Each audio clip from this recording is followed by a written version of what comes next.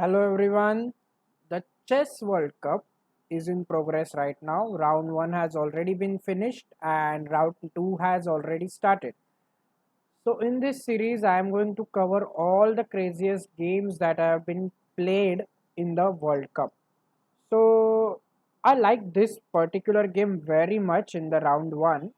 This game was played between Mads Anderson versus Salinas Herrera. Both of them are very strong grandmasters. Both of their ratings are above 2500. So let's without further talking, let's just dive into the game. White starts with the Anderson starts with knight to f3. It is called as reti opening. Black goes with d5, pawn e3, knight to f6, c4, attacking the center.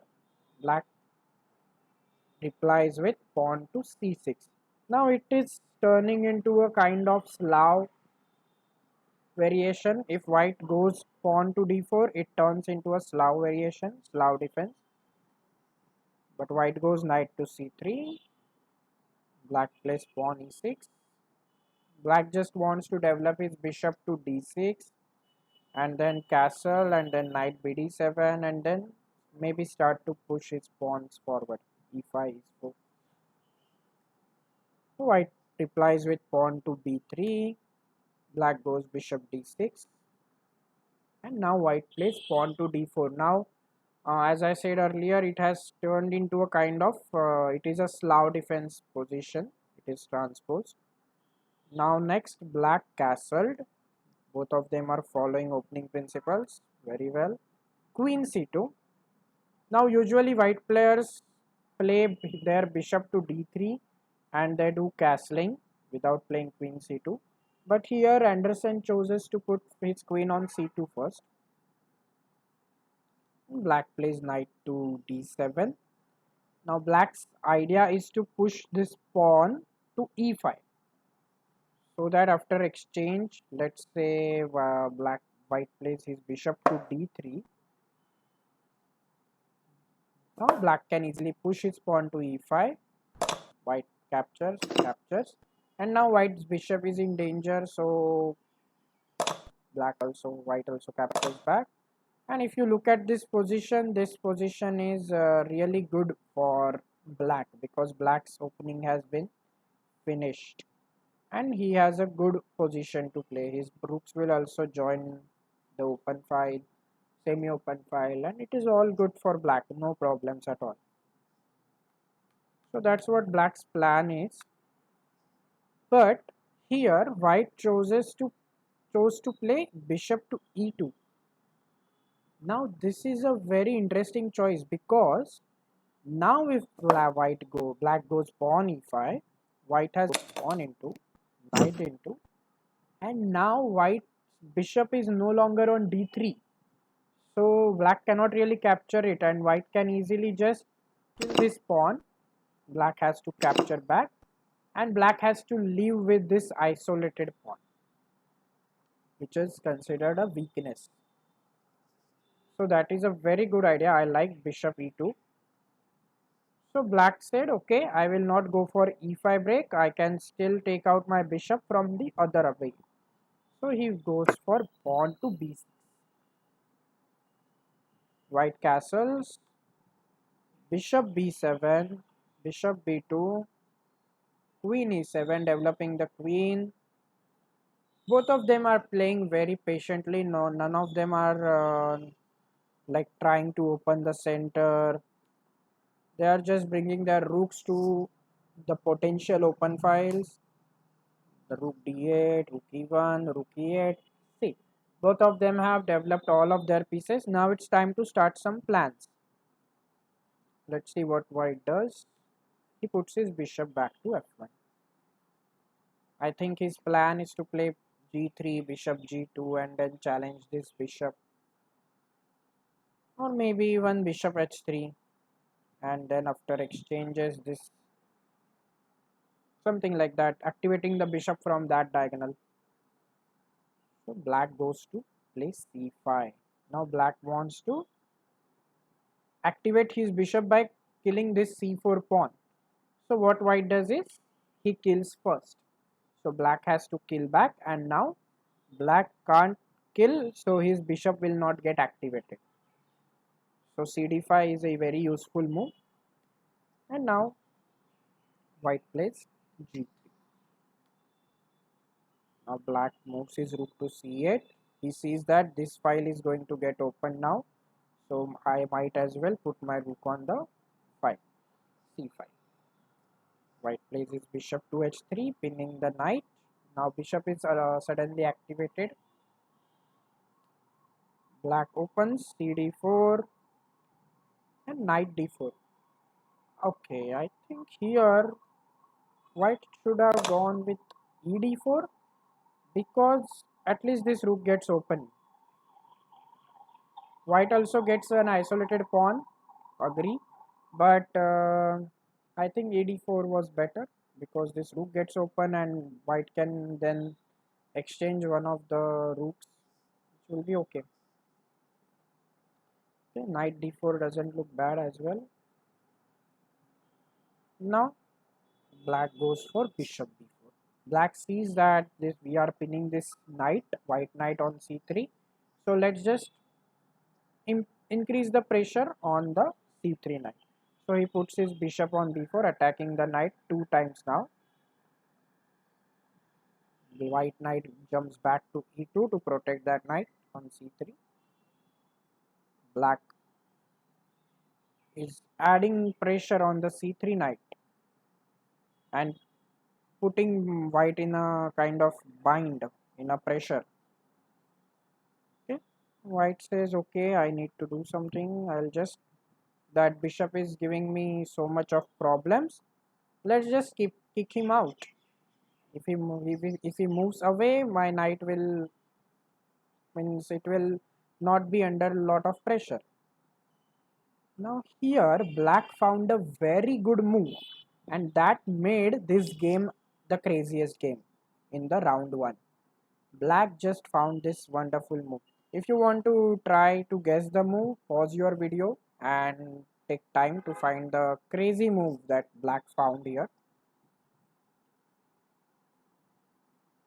Okay, so black here played knight into f2. Bam! My god, because here black saw that if white king tries to kill the knight, black has this check, and after, let's say, king g2, this is already over. This bishop becomes a monster on the long diagonal. And after king f1, queen f3 check, here check, f2 queen check, f1 queen check, and followed by a checkmate. Black saw all of these moves before only, so he just gave his knight out there, because even after queen f2 king f1 there is queen f3 check, and after king g1 there is bishop c5 check, and again that is over. White doesn't have any options, he has to put the knight in between, then either bishop d4 or rook e1 works. So here rook d4 and rook e1 is a check. Wonderful attack. So white, he is also a 2500 plus player, obviously saw this coming, so he did not kill the knight on f2. Instead, let's say, he killed the bishop on b4.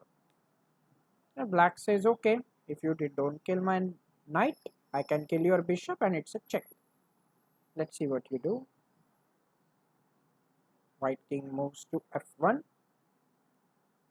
and now black queen tries to kill the pawn, kills the pawn on e3, and now black is giving this checkmate threat. Okay, there is only one good idea here to save the checkmate, and that is queen to f5,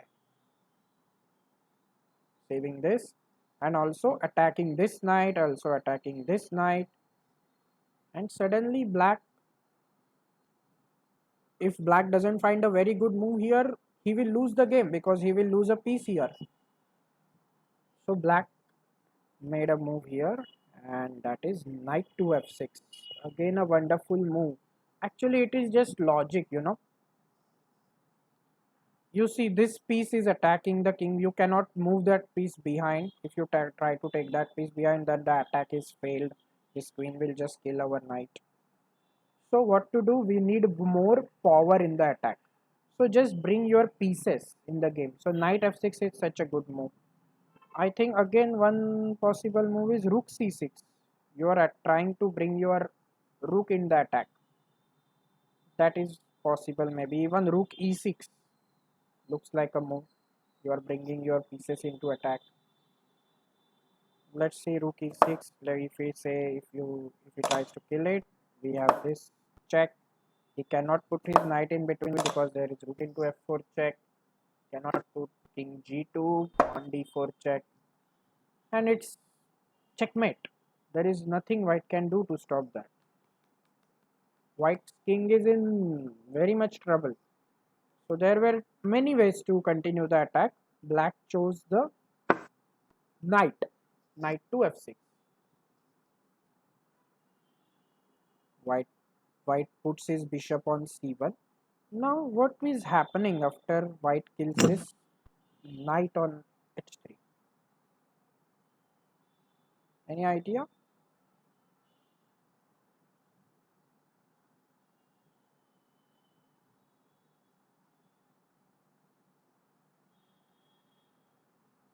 No? Pause your game and pause the video and try to figure out a move here. How will you continue your attack?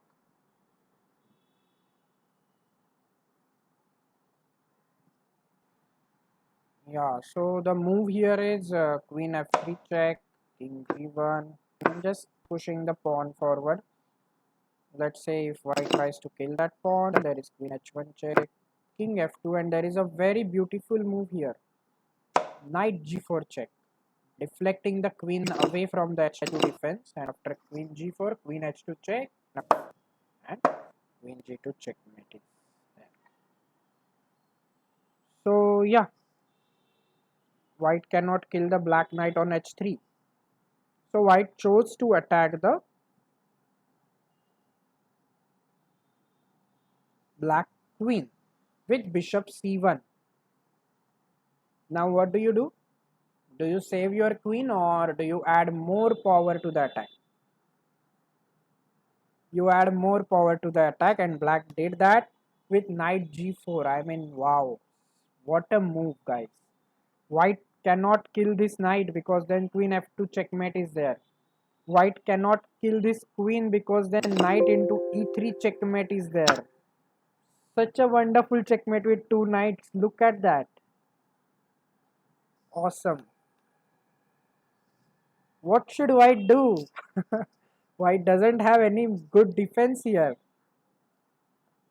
And now there is also a threat of knight into h2 checkmate. And nothing is happening. Let's see what white did. He just plays his rook to d3, attacking the queen one more time. On d4, awesome.